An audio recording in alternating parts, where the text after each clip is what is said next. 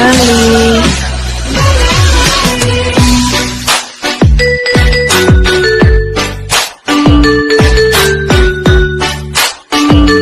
Good morning! Please subscribe my YouTube channel, guys. Ito, naglalakad kami. Ayan si Mahal. Ito, paakyat. Ayan. Nihingal ako. Nasa halfway na po kami. Pababa na kami. Pagdating namin dito sa mataas na to, summer na ho ngayon, pero nakasumlero ako ng panglamig. Eh, gusto ko ho ng hot.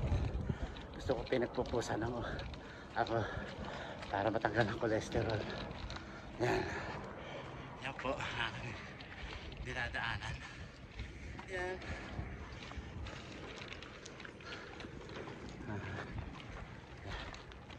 Yan, nagja-jogging dito. Yan po. Nihingal ako. Nasa tuktok na ako kami. Yan. Makita ko ito. Ito, itatanim niya na halaman.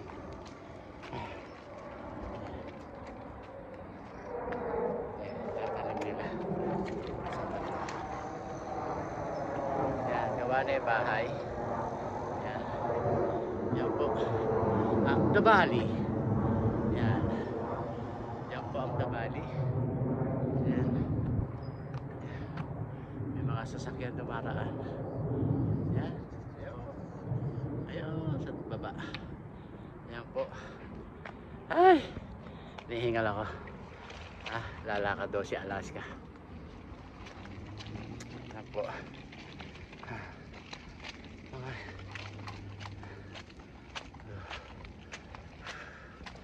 Nihingal ako. Mga kababayan ko, hinihingal ako. Nakalimutan ko yung doon na ng aking camera. Yan. Yan po. Yan, gawa na. Opening house na itong bahay. For sale. Everybody, you want to buy it? This house is for sale. Tag-plug pa. Kung ako'y mananalo sa loto, bibili ko to. Maganda ang view, mga kababayan ko. View lang ang binabayaran. Hindi ko lang alam kung magkano yan. Palagay ko mga 3 million. $3 million, mga ganyan. Ayan. Ayan. Ayun, nasa ito ang nilalakaran namin, mga kababayan ko. Ayan. Ayun, nasa Mahal. Ayun. Ayun na. Kita nyo? Wait for me, Mahal. You need a leash. Here. Take it. For Alaska.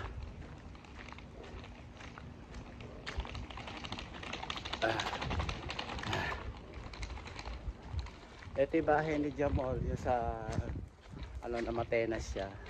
Na-aksidente sa dagat. Yan, balik tayo sa kaya kayo please get away from wave in the sea. Is so dangerous, guys. Please, kahit na marunong kayong lumangoy, you know, swim, the mother nature is so mother nature, guys. Don't. Yeah, kabata pa niya, is so young. How old Jamal, Mahal? 42 years old, mga kababayan. Kapitbahay namin, dito lang ho siya nakatira. Pinaupahan ho yung bahay niya. Kawawa naman, pero okay lang siya. Hindi ang kawawa yung bata, yung anak niya. She had a young daughter. Yeah, mga kababayan ko, ganyan lang. Tapos tayo, alam nyo, nagkukwentuhan lang tayo habang naglalakad. Maganda nila hiningal ko. Bababa na ho kasi kami eh. Pitpit sa anak niya. Alam nyo, hindi naman masamang tumulong. Kaya lang, yung mga tinutulungan natin, hindi nila naintindihan. Dapat kuya to, ano ba maitutulong ko? O kuya to, wala. Wala akong naririnig. Diyos ko, kaya matanda na ako. Yung itutulong ko para lang sa akin. Ganun. Dahil retired na, malapit na ako mag-retired. Kaya dapat sinupin ang kabuhayan. Ganun lang. May tanda na. Tignan nyo yung ito fire hazard to. Ayan po. Yan ho ang ibaba. Yan. Ayan ang ibaba. Puro bundok. Bahayan ho, yung bahayan. Tignan nyo naman ang aking baby. Naglalakad siya sa silong. Tignan nyo. Pupupo siya. Pupupo. Yeah, wait. Na, mahal. This pupo. This pupo. Hindi siya pumupo kaninang maaga eh. Ngayon siya pumupupo. Diyos ko. Yeah, ganyan lang po. Tapos po, ang ibang mga katwiran, papasok daw do sa Bilao. Please, mga customer sa Bilao, sa Gapan, FEC Food Hub Bilao, sa Gapan, sa front yard, please, kumain po kayo doon. Mura lang ang pagkain doon. Pinapakain ko lang ho yung mga nagugutom. Ganun lang ho ako. Ayan. Dahil ho nung araw kami mga gutom. Ngayon ay mga busog na ho kami. Ganun. Kaya nagpapakain na lang ho kami. Ayan, maraming kotse. Sabi ng kapatid ko, bakit puro kotse dyan? Talagang puro kotse rito. Di bihira ang nagtatrabaho na walang kotse. Sabi ko, ganun ba eka? Oo. Balik tayo sa pagtulong. Yeah. Yung iba, gusto raw pa nila itong mga ayaw nilang maliit na kaparanggot na tawag dito, nakita. Yung iba, sa bahay na lang, matutulog na lang, o higa. Wala eh. Pero bagkos, pagka kuya to, kailangan ko ng tulong. Kuya to, ganito. At kuya to, dati yung mga nangihingi, ini-ignore ko na ngayon. Walay na. Yes, mahal. Mapupunas ako ng pupo. Kuya Ate. Ang trabaho ko naman, eto. Tingnan niyo aking anak, nakauwang na. Doon. Give it to me. Yeah, tama. It's a right position. No.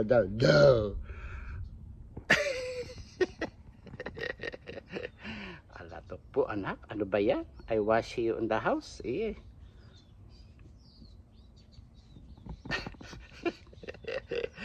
I wash you, anak. God. May bulbul ka pa, anak.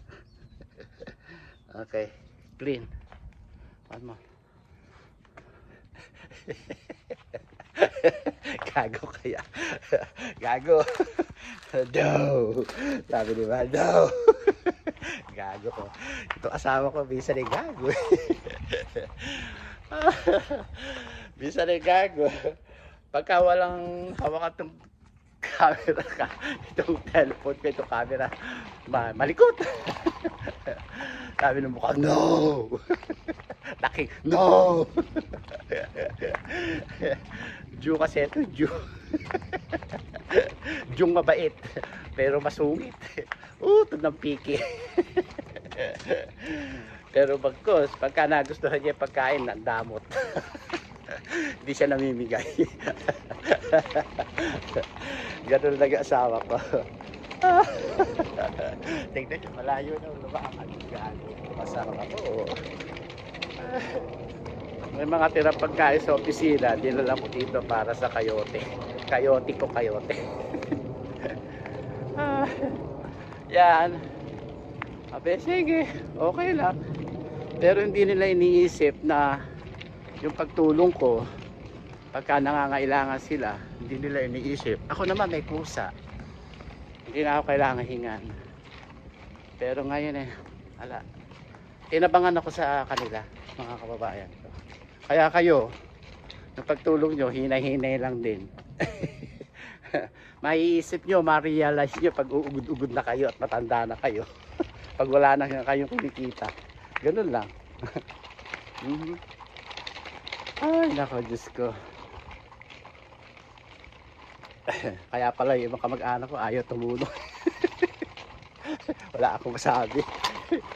Yan lang po, kwentuhan lang tayo. Kaya sa akin na lang. Nakatulong na ako, that's it. Ano pa itutulong ko, ako yung magre-retire na. Ako marami akong bills niya. Tingnan niya yung paborito niya, yung Alaska, yun. Ayun, hiyahawig niya si Alaska. Paborito ni Alaska kasi kamukha siya ng lola niya sa Kentucky. Dito naman ang kaliwa. Ay, Diyos ko. Ay, Pokemon. Hello. Ayan. Kahit ba, tuloy ako kahit ba. Ano ng bahay.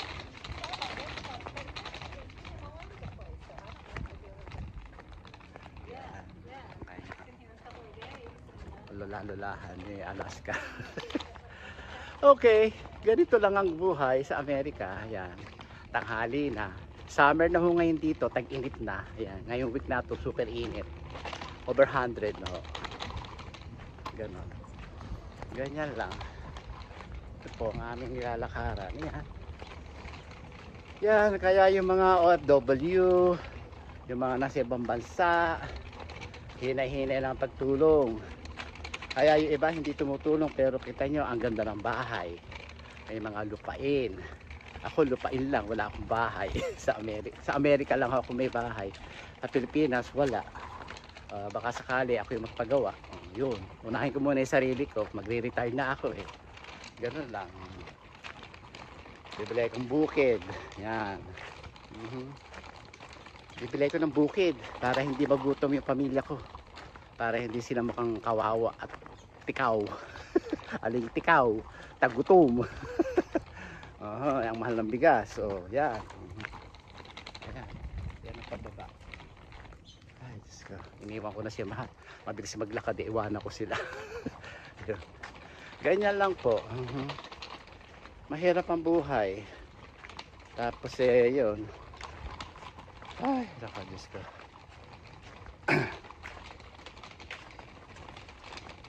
Kaya kailangan hinahiyang pagtulong dito sa Amerika.